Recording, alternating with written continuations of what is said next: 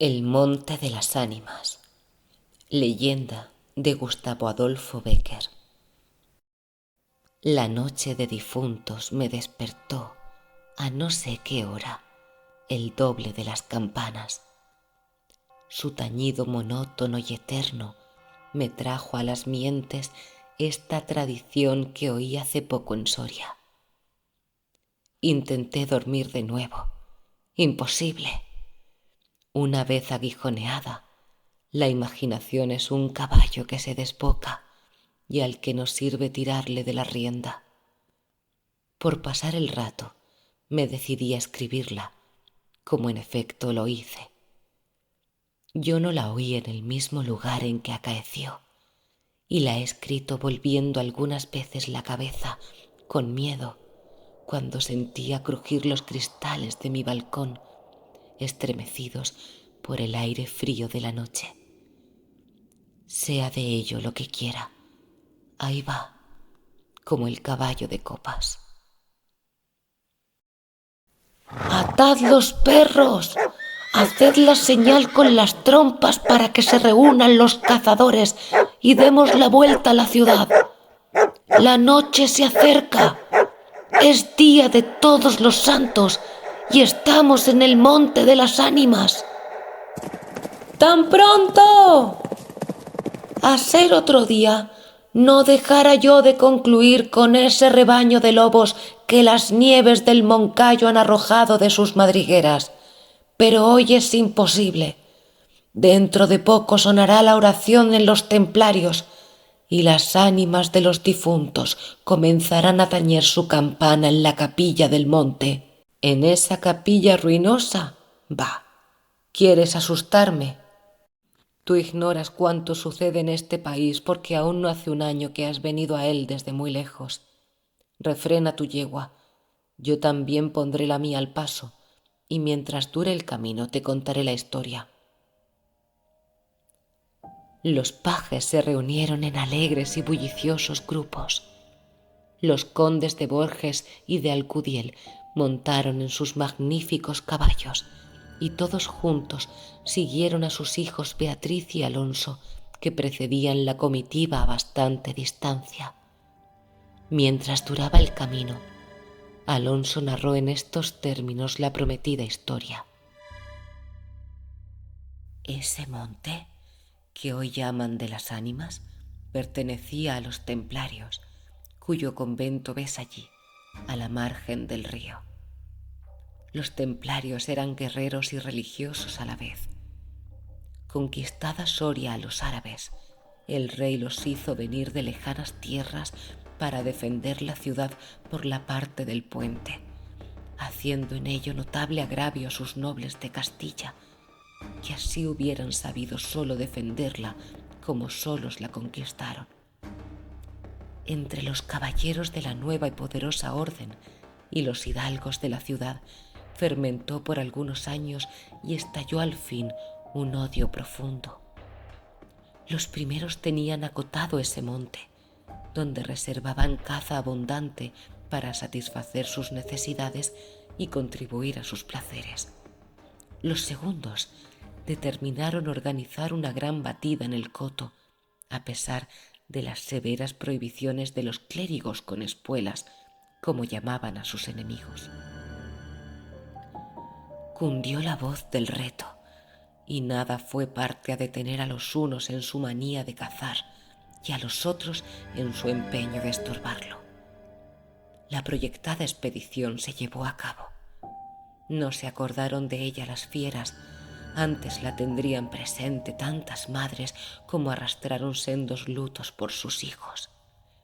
Aquello no fue una cacería, fue una batalla espantosa. El monte quedó sembrado de cadáveres. Los lobos, a quienes se quiso exterminar, tuvieron un sangriento festín. Por último, intervino la autoridad del rey. El monte, maldita ocasión de tantas desgracias, se declaró abandonado y la capilla de los religiosos, situada en el mismo monte y en cuyo atrio se enterraron juntos amigos y enemigos, comenzó a arruinarse.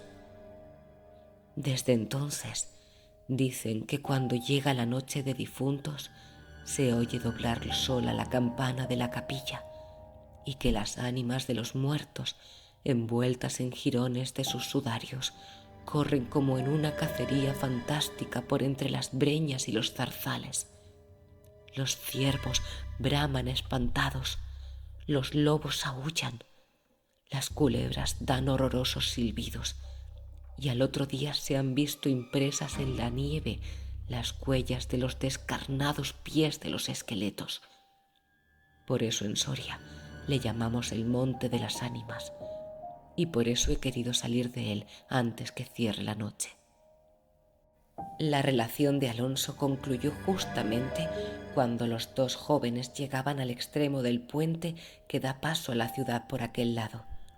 Allí esperaron al resto de la comitiva, la cual, después de incorporársele los dos jinetes, se perdió por entre las estrechas y oscuras calles de Soria. Los servidores acababan de levantar los manteles. La alta chimenea gótica del palacio de los condes de Alcudiel despedía un vivo resplandor, iluminando algunos grupos de damas y caballeros que alrededor de la lumbre conversaban familiarmente, y el viento azotaba los emplomados vidrios de las ojivas del salón. Solo dos personas parecían ajenas a la conversación general: Beatriz y Alonso. Beatriz seguía con los ojos, absortos en un vago pensamiento, los caprichos de la llama. Alonso miraba el reflejo de la hoguera chispear en las azules pupilas de Beatriz.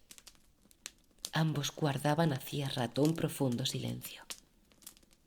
Las dueñas referían, a propósito de la noche de difuntos, cuentos tenebrosos en que los espectros y los aparecidos representaban el principal papel, y las campanas de la iglesia de Soria doblaban a lo lejos con un tañido monótono y triste.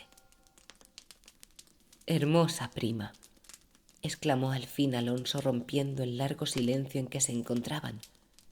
«Pronto vamos a separarnos, tal vez para siempre. Las áridas llanuras de Castilla, sus costumbres toscas y guerreras, sus hábitos sencillos y patriarcales sé que no te gustan. Te he oído suspirar varias veces, acaso por algún galán de tu lejano señorío». Beatriz hizo un gesto de fría indiferencia. Todo su carácter de mujer se reveló en aquella desdeñosa contracción de sus delgados labios. «Tal vez por la pompa de la corte francesa, donde hasta aquí has vivido», se apresuró a añadir el joven. «De un modo o de otro, presiento que no tardaré en perderte. Al separarnos, quisiera que llevases una memoria mía. ¿Te acuerdas cuando fuimos al templo a dar gracias a Dios por haberte devuelto la salud que viniste a buscar a esta tierra? El joyel que sujetaba la pluma de mi gorra cautivó tu atención. Qué hermoso estaría sujetando un velo sobre tu oscura cabellera. Ya ha prendido el de una desposada. Mi padre se lo regaló a la que me dio el ser y ella lo llevó al altar. ¿Lo quieres?» «No sé en el tuyo», contestó la hermosa, «pero en mi país una prenda recibida compromete la voluntad. Solo en un día de ceremonia debe aceptarse un presente de manos de un deudo, que aún puede ir a Roma sin volver con las manos vacías». El acento helado con que Beatriz pronunció estas palabras turbó un momento al joven, que después de serenarse dijo con tristeza: «Lo sé, prima, pero hoy se celebran todos los santos, y el tuyo entre todos. Hoy es día de ceremonias y presentes. ¿Quieres aceptar el mío?». Beatriz se mordió ligeramente los labios y extendió la mano para tomar la joya sin añadir una palabra. Los dos jóvenes volvieron a quedarse en silencio y volvióse a oír la cascada voz de las viejas que hablaban de brujas y de trascos, y el zumbido del aire que hacía crujir los vidrios de las ojivas, y el triste y monótono doblar de las campanas. Al cabo de algunos minutos, el interrumpido diálogo tornó a anudarse de este modo: y antes de que concluya el día de Todos los Santos, en que así como el tuyo se celebra el mío y puedes, sin atar tu voluntad, dejarme un recuerdo, ¿no lo harás?, dijo él, clavando una mirada en la de su prima, que brilló como un relámpago iluminada por un pensamiento diabólico. —¿Por qué no? —exclamó ésta, llevándose la mano al hombro derecho como para buscar alguna cosa entre los pliegues de su ancha manga de terciopelo bordada de oro. Después, con una infantil expresión de sentimiento, añadió: —¿Te acuerdas de la banda azul que llevé hoy a la cacería y que por no sé qué emblema de su color me dijiste que era la divisa de tu alma? —Sí. —Pues se ha perdido. Se ha perdido y pensaba dejártela como un recuerdo. —¿Se ha perdido? ¿Y a dónde? —preguntó Alonso, incorporándose de su asiento y con una indescriptible expresión de temor y esperanza. —No sé. ¿En el monte, acaso? —En el monte de las ánimas —murmuró palideciendo y dejándose caer sobre el sitial—. En el monte de las ánimas. Luego prosiguió con voz entrecortada y sorda: Tú lo sabes, porque lo habrás oído 1000 veces. En la ciudad, en toda Castilla, me llaman el rey de los cazadores. No habiendo aún podido probar mis fuerzas en los combates como mis ascendientes, he llevado a esta diversión imagen de la guerra todos los bríos de mi juventud, todo el ardor hereditario en mi raza. La alfombra que pisan tus pies son despojos de fieras que he muerto por mi mano. Yo conozco sus guaridas y sus costumbres, y he combatido con ellas de día y de noche, a pie y a caballo, solo y en batida, y nadie dirá que me ha visto huir el peligro en ninguna ocasión. Otra noche volaría por esa banda, y volaría gozoso como a una fiesta. Esta noche hay que ocultarlo. Tengo miedo. ¿Oyes? Las campanas doblan. La oración ha sonado en San Juan del Duero. Las ánimas del monte comenzarán ahora a levantar sus amarillentos cráneos de entre las malezas que cubren sus fosas. Las ánimas, cuya sola vista puede helar de horror la sangre del más valiente, tornar sus cabellos blancos o arrebatarle en el torbellino de su fantástica carrera como una hoja que arrastra el viento sin que se sepa dónde. Mientras el joven hablaba, una sonrisa imperceptible se dibujó en los labios de Beatriz, que cuando hubo concluido exclamó, con un tono indiferente, y mientras atizaba el fuego del hogar, donde saltaba y crujía la leña arrojando chispas de 1000 colores: «¡Oh! Eso de ningún modo. ¡Qué locura! Ir ahora al monte por semejante friolera. Una noche tan oscura, noche de difuntos y cuajado el camino de lobos». Al decir esta última frase, la recargó de un modo tan especial que Alonso no pudo menos de comprender toda su amarga ironía. Movido como por un resorte, se puso de pie, se pasó la mano por la frente, como para arrancarse el miedo que estaba en su cabeza y no en su corazón, y con voz firme exclamó, dirigiéndose a la hermosa que estaba aún inclinada sobre el hogar, entreteniéndose en revolver el fuego: «Adiós, Beatriz. Adiós. Hasta pronto». «Alonso, Alonso», dijo ésta volviéndose con rapidez. Pero cuando quiso o aparentó querer detenerle, el joven había desaparecido.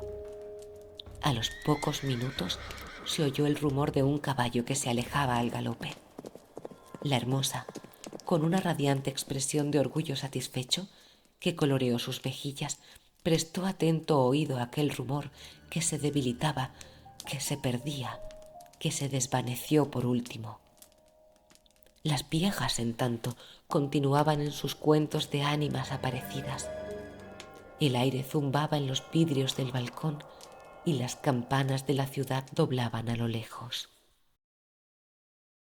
Había pasado 1 hora, 2, 3. La medianoche estaba a punto de sonar y Beatriz se retiró a su oratorio. Alonso no volvía cuando en menos de una hora pudiera haberlo hecho. «Habrá tenido miedo», exclamó la joven cerrando su libro de oraciones y encaminándose a su lecho, después de haber intentado inútilmente murmurar algunos de los rezos que la Iglesia consagra en el día de difuntos a los que ya no existen. Después de haber apagado la lámpara y cruzado las dobles cortinas de seda, se durmió. Se durmió con un sueño inquieto, ligero, nervioso. Las 12 sonaron en el reloj del postigo. Beatriz oyó entre sueños las vibraciones de las campanas, lentas, sordas, tristísimas, y entreabrió los ojos. Creía haber oído, a par de ellas, pronunciar su nombre, pero lejos, muy lejos, y por una voz apagada y doliente. El viento gemía en los vidrios de la ventana. «Será el viento», dijo, y poniéndose la mano sobre el corazón procuró tranquilizarse. Pero su corazón latía cada vez con más violencia. Las puertas de alerce del oratorio habían crujido sobre sus goznes con un chirrido agudo, prolongado y estridente. Primero unas y luego las otras más cercanas. Todas las puertas que daban paso a su habitación iban sonando por su orden. Estas con un ruido sordo y suave, aquellas con un lamento largo y crispador. Después, silencio. Un silencio lleno de rumores extraños. El silencio de la medianoche, con un murmullo monótono de agua distante. Lejanos ladridos de perros, voces confusas, palabras ininteligibles, ecos de pasos que van y vienen, crujir de ropas que se arrastran, suspiros que se ahogan, respiraciones fatigosas que casi no se sienten, estremecimientos involuntarios que anuncian la presencia de algo que no se ve y cuya aproximación se nota, no obstante, en la oscuridad. Beatriz, inmóvil, temblorosa, adelantó la cabeza fuera de las cortinillas y escuchó un momento. Oía 1000 ruidos diversos. Se pasaba la mano por la frente. Tornaba a escuchar. Nada. Silencio. Veía con esa fosforescencia de la pupila en las crisis nerviosas, como bultos que se movían en todas direcciones. Y cuando, dilatándose, las fijaba en un punto, nada. Oscuridad. Las sombras impenetrables. «¡Bah!», exclamó, yendo a recostar su hermosa cabeza sobre la almohada de raso azul del lecho. «¿Soy ya tan miedosa como estas pobres gentes, cuyo corazón palpita de terror bajo una armadura al oír una conseja de aparecidos?» Y cerrando los ojos intentó dormir, pero en vano había hecho un esfuerzo sobre sí misma. Pronto volvió a incorporarse, más pálida, más inquieta, más aterrada. Ya no era una ilusión. Las colgaduras de brocado de la puerta habían rozado al separarse y unas pisadas lentas sonaban sobre la alfombra. El rumor de aquellas pisadas era sordo, casi imperceptible, pero continuado, y a su compás se oía crujir una cosa como madera o hueso. Y se acercaban, y se movió el reclinatorio, que estaba a la orilla de su lecho. Beatriz lanzó un grito agudo, y arrebujándose en la ropa que la cubría, escondió la cabeza y contuvo el aliento. El aire azotaba los vidrios del balcón El agua de la fuente lejana caía y caía con un rumor eterno y monótono. Los ladridos de los perros se dilataban en las ráfagas del aire y las campanas de la ciudad de Soria, unas cerca, otras distantes, doblaban tristemente por las ánimas de los difuntos. Así pasó 1 hora, 2, la noche, un siglo, porque la noche aquella pareció eterna a Beatriz. Al fin despuntó la aurora. Vuelta de su temor, entreabrió los ojos a los primeros rayos de la luz. Después de una noche de insomnio y de terrores, es tan hermosa la luz clara y blanca del día. Separó las cortinas de seda del lecho y ya se disponía a reírse de sus temores pasados, cuando de repente un sudor frío cubrió su cuerpo. Sus ojos se desencajaron y una palidez mortal decoloró sus mejillas. Sobre el reclinatorio había visto, sangrienta y desgarrada, la banda azul que perdiera en el monte, la banda azul que fue a buscar a Alonso. Cuando sus servidores llegaron despavoridos a noticiarle la muerte del primogénito de Alcudiel, que a la mañana había aparecido devorado por los lobos entre las malezas del monte de las Ánimas, la encontraron inmóvil, crispada, asida con ambas manos a una de las columnas de ébano del lecho, desencajados los ojos, entreabierta la boca, blancos los labios, rígidos los miembros, muerta, muerta de horror. Dicen que después de acaecido este suceso, un cazador extraviado que pasó la noche de difunto sin poder salir del monte de las Ánimas y que al otro día, antes de morir, pudo contar lo que viera, refirió cosas horribles.